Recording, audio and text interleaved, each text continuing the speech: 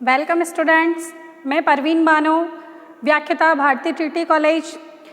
Subject कला शिक्षण के साथ आज का हमारा जो टॉपिक है यूनिट सेकंड है आप कला शिक्षण के उद्देश्य और विधियाँ। और आज का जो हमारा टॉपिक है वो लास्ट क्लास से रिलेटेड ही है, लेकिन उसके आगे से है। तो लास्ट में आपने पढ़ा था, लास्ट वीडियो में कला शिक्षण की कुछ विधियाँ, उसमें दो विधियाँ जो प्रमुख थी वो थी आपके अभ्यास एवं अनुकरण की विधि, सेकंड थी आपकी मुक्त अभिव्यक्ति की विधि। तो ये तो थी आपकी कुछ मुख्य विधियाँ थी दो, लेकिन आज जो आप पढ़ेंगे, जो आपका आज का टॉपिक है वो है आपका कुछ अन्य पद्धतियाँ जो कला शिक्षण के लिए काम में ली जाती हैं। तो आइए देखिए, इसमें कला शिक्षण की कुछ विशेष पद्धतियाँ वो निम्न प्रकार हैं। फर्स्ट है आपकी एक ही चित्र बार बार से क्या समझते हैं आप? देखना, आपने देखा होगा कि कई बार जो बालक है वो टीचर कुछ भी पढ़ाए उसको, या कोई भी टॉपिक सिखा रहा है, या ड्राइंग के लिए अगर दिया है शिक्षक ने कुछ काम उसको, तो बालक बार बार सिर्फ एक ही चित्र बनाता है। उसके अलावा वो कोई प्रयास ही नहीं करता कि मैं दूसरा कोई अन्य चित्र भी बनाऊं। तो ये टीचर जब तक ये नहीं समझेगा या शिक्षक इस पर ध्यान नहीं देगा कि ये बालक बार बार एक ही चित्र क्यों बना रहा है या क्या समस्या है, ये कि ये दूसरे चित्र बनाने के प्रयास तक नहीं कर रहा, अगर शिक्षक इस पर ध्यान देता है कि बालक को या तो कोई कठिनाई आ रही है, या फिर उसे कुछ चीज़ समझ में नहीं आ रही है, या उसे नया कोई चित्र बनाने में असफलता मिल रही है, या उसे कुछ समझ में नहीं आ रहा है, तो शिक्षक को चाहिए कि सबसे पहले तो वो उसकी समस्या को पहचाने कि ये आखिर ऐसा क्यों कर रहा है, ऐसा व्यवहार क्यों कर रहा है। जब अगर शिक्षक समझ लेगा कि बालक बार बार इस चित्र को, एक ही चित्र को क्यों बना रहा है, तो उसके जो शिक्षण है उसमें भी सुधार होगा। ऐसा हो सकता है कि बालक को या तो कोई समस्या है, जैसे कि अगर टीचर ने उस पर विचार किया कि बालक एक ही चीज़ को क्यों बना रहा है, जो स्टूडेंट है वो एक ही चित्र को क्यों बना रहा है, तो हो सकता है ये चीज़ सामने आए कि जो टीचर उसे जो कंटेंट दे रहा है, जो सिखा रहा है, जो चीज़ सिखा रहा है, हो सकता है जो उसकी शिक्षा पद्धति है या शिक्षा देने का जो तरीका है वो बालक पर असर ही नहीं कर रहा है या प्रभाव नहीं दे रहा है। हो सकता है जो बालक है उस टीचर द्वारा दिया हुआ ज्ञान या जो भी चीज़ उसे सिखाई है वो उसके समझ में नहीं आ रही है, उसके ऊपर से ही निकल रही है।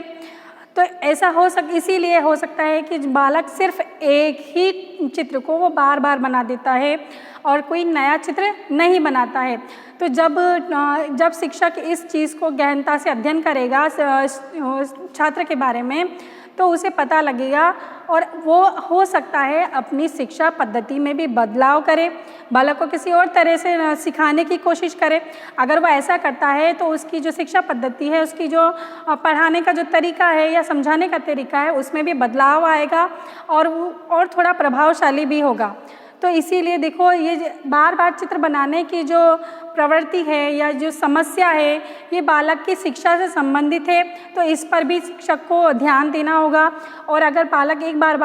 बार ही अगर एक चित्र बना रहा है तो इसका मतलब उसे कला शिक्षण का ज्ञान तो है, लेकिन उसका सही तरीके से प्रयोग करना उसे नहीं आ रहा है। तो इसी चीज़ का प्रयोग करके शिक्षक उसे कई तरह की नई चीज़ें भी बनाना सिखा सकता है और इस चीज़ को सदुपयोग के रूप में वो ले सकता है।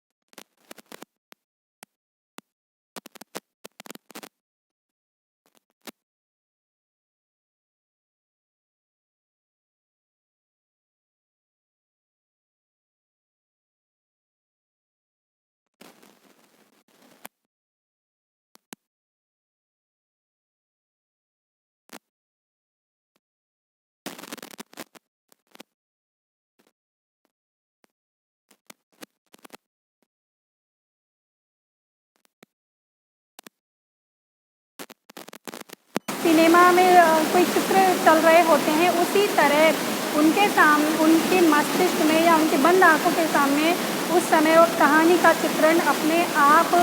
होता है और उसमें जो कैरेक्टर्स हैं उन्हें वो इमेजिन करने लगते हैं। तो उस दौरान जो कहानी मतलब सुनाई जाएगी वो बालकों के मस्तिष्क पर बहुत गहरा प्रभाव करेगी और उनके कहानी चित्रण में जो उनकी अभिव्यक्ति है बहुत अच्छी तरह से निकल कर आएगी। जैसे कि उनके आँखें बंद होने पर उन्हें उनके जो फेस हैं,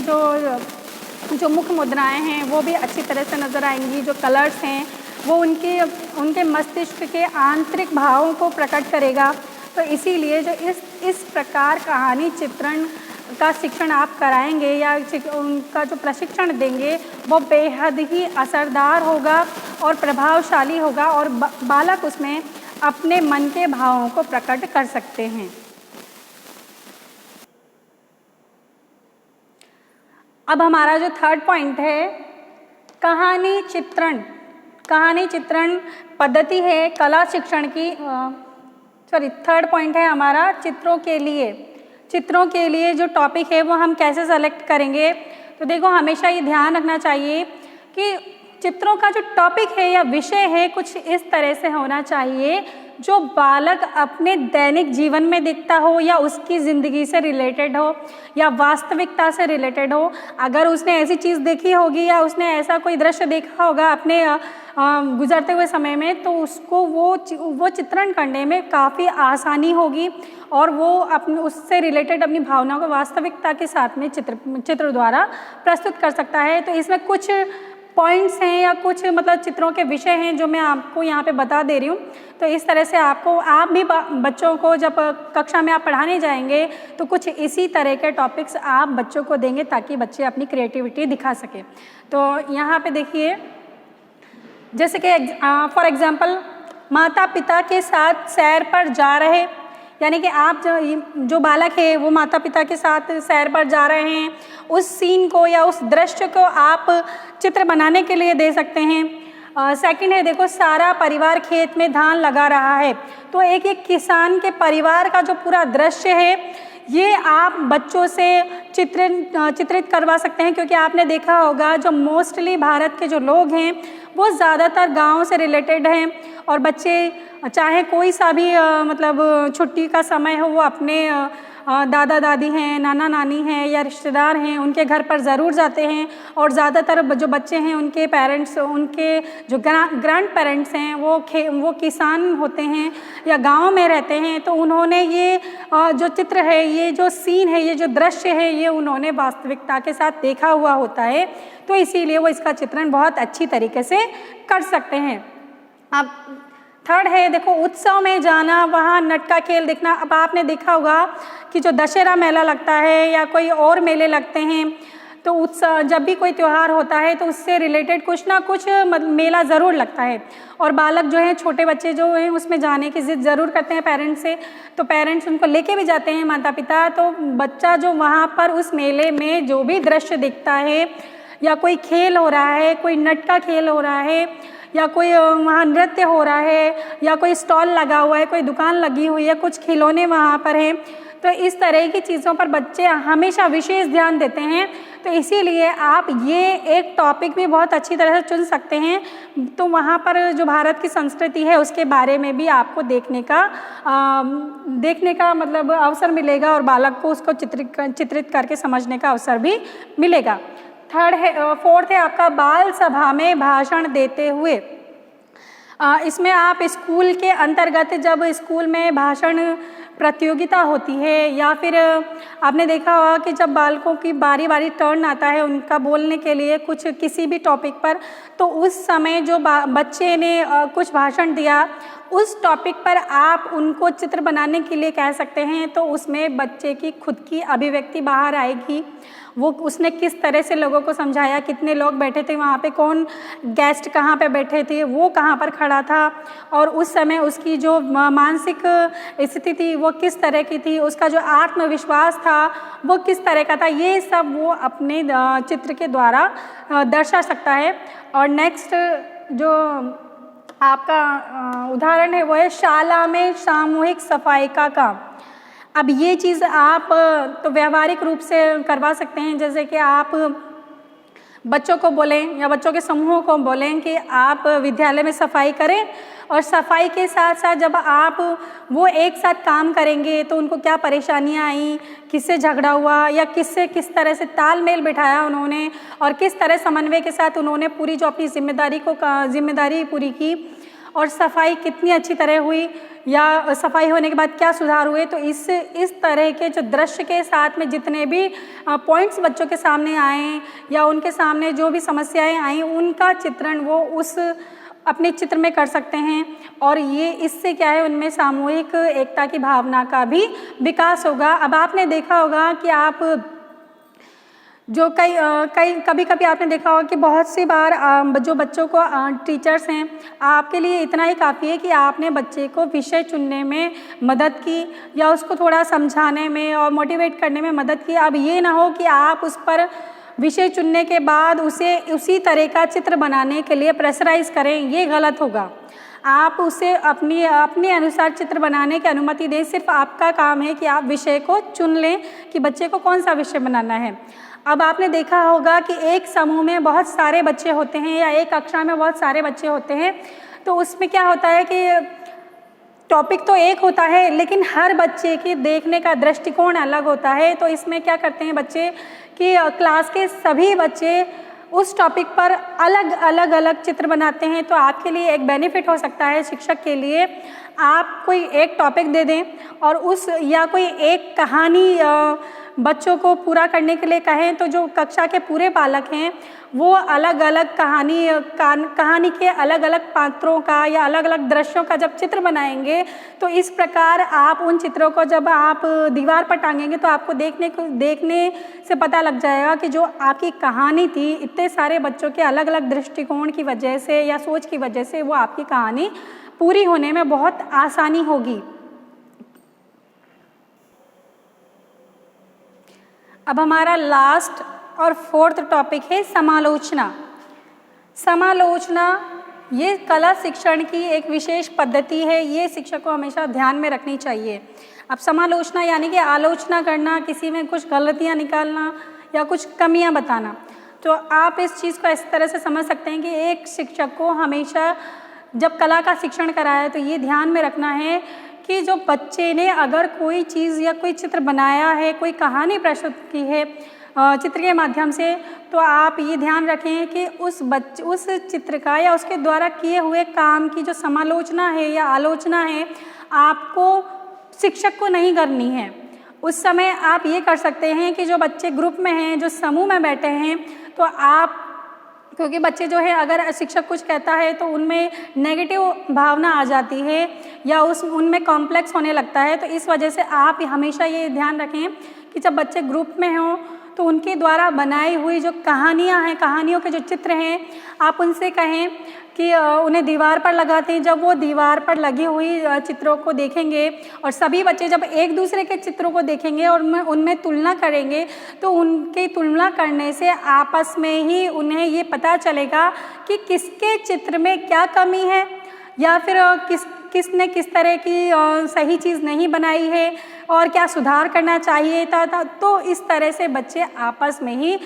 विचार विमर्श करते हैं, एक दूसरे की आलोचना करते हैं, लेकिन तब बच्चे को इतना आघात नहीं पहुंचता है जितना कि जब वो टीचर उसके लिए बोलता है तो बच्चे को एक दूसरे से हीन भावना होने लगती है कि जैसे टीचर ने या शिक्षक ने दूसरे बच्चे की तो प्रशंसा कर दी, मेरी आलोचना कर दी, ये उन्होंने गलत किया, ये नहीं करना चाहिए था। तो इस तरह की जब भावना उनके मन में आएगी तो इस तरह से है बालक को ही नुकसान होगा। तो आप ये ध्यान रखें कि हमेशा जब भी आप